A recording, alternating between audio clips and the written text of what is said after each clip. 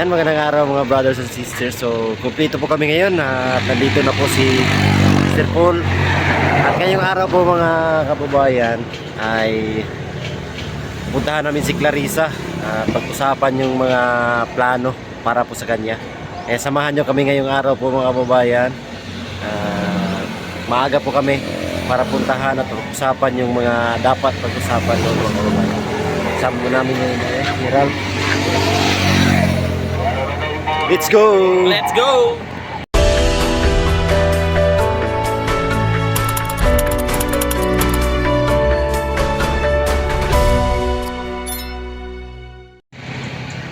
Ayan o. Sabi ilagay sa supot ayaw mo Oh. Na mahulog ba? Sabi niya ko nga ilagay sa supot, ayaw niya kasi pasok lang din daw.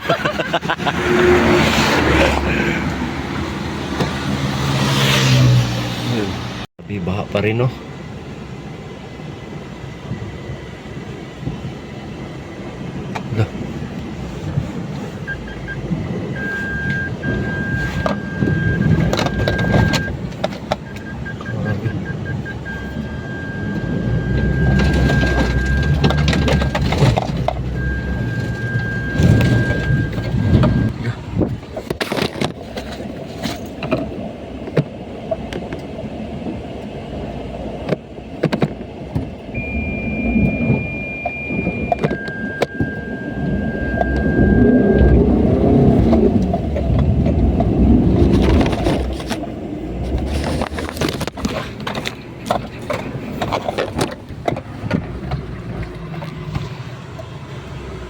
Grabe na stop bulo ko doon Katakot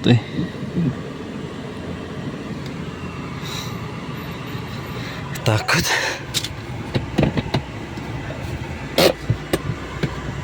Grabe, malakas pa rin yung tubig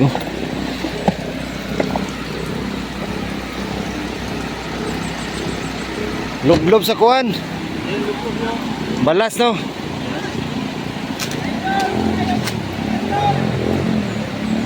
Sir Paul. Malakas pa kasi yung tubig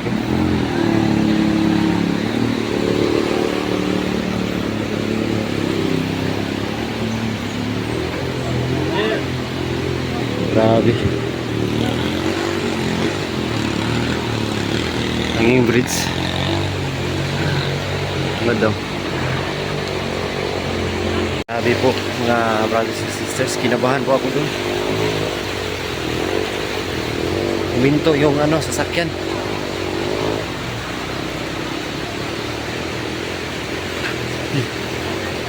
So ayan po mga brothers and sisters, narito na nga po kami sa lugar ni Clarissa.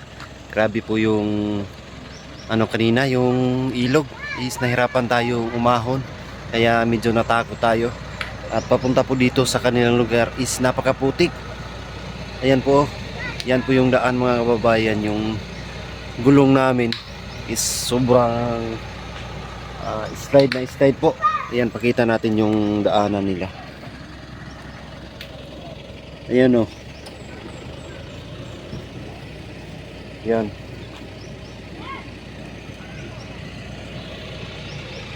Grabe po yung brothers and sisters. Kalsada dito. Kasi hindi pa siya nasiminto. Tapos nulan.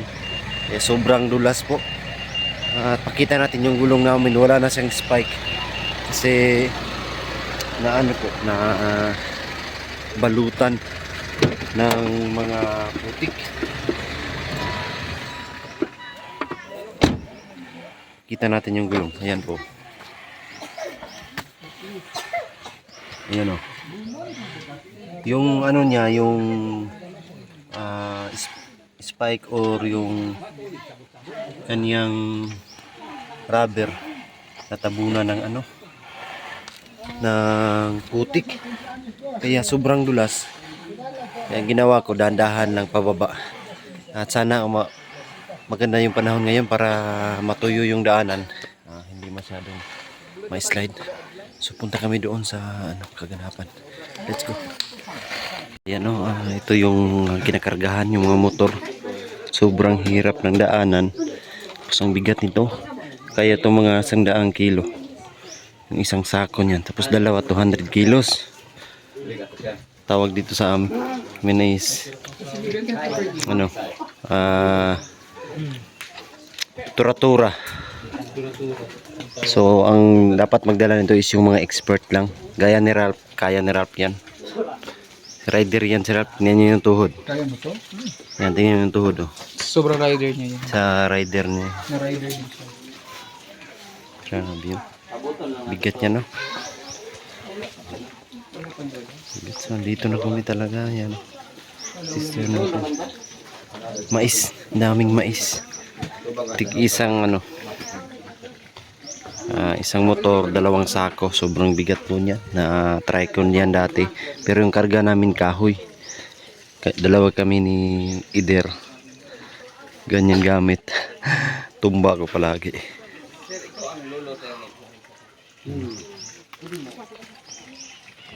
Ayan, punta na kami dito sa kina Clarissa.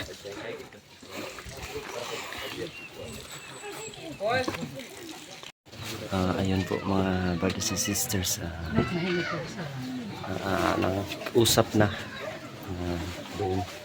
Sa Sir Paul, doon po tayo galing. So, kinausap din natin ng masinsinan. Yung tatay ni Clarissa. So,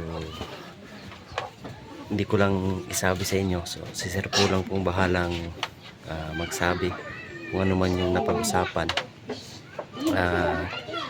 Abangan nyo po sa video ni Sir Paul po, mga brothers and sisters, ang mga napag-usapan dito sa aming pagpunta dito kay Clarissa. So, sumilong muna ako dito sa kapitbahay. Ayun. Kasi maulan. Sumilong muna tayo dito. Doon sila sa labas. Sa bahay ni na Clarissa. Ayan. Dito muna tayo kasi naulan at mahangin. Sana huminto na to.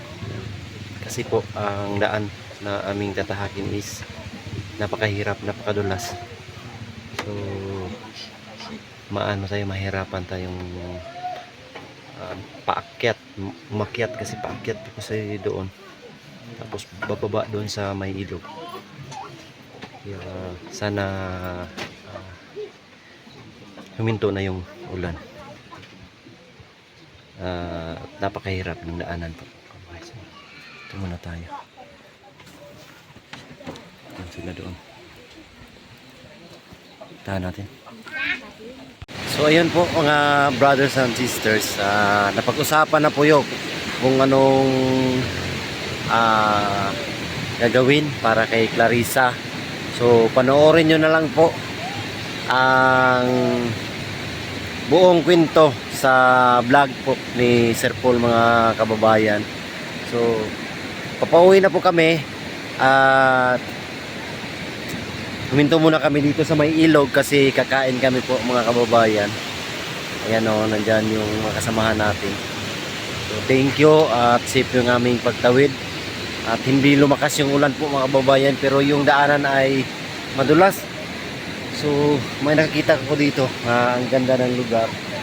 Ganda ng tanawin. I-share natin po sa inyo, mga brothers and sisters, ang lugar dito sa may bandang ano na to, hindi na to Gumitan pero part ng Marilog po ito. Lugar, mga kababayan. So i-share natin. So ayan po, mga brothers and sisters, yung ilog. So dati daw, isang araw, grabe daw yung baha. Ang laki daw ng tubig. So mabuti na lang sa part na ito ay walang mga landslide o nabahaan.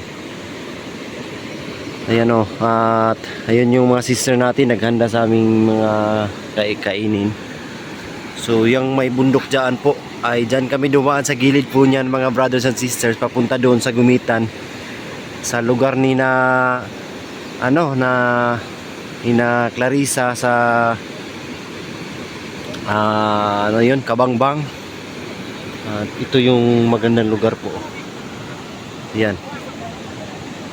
Yan, wow. So ang Marilog is marami ring mga bundok-bundok. Pero ngayon po ay nandito pa kami sa bundok. Hindi pa kami nakauwi. Ito uwi pa kami doon. So uminto lang kami sandali para kakain po mga kababayan. Meron silang hanging bridge dyan, no? Yan, no? Kawawa, pinasan yung ano. Oh. Parang ano yata yan.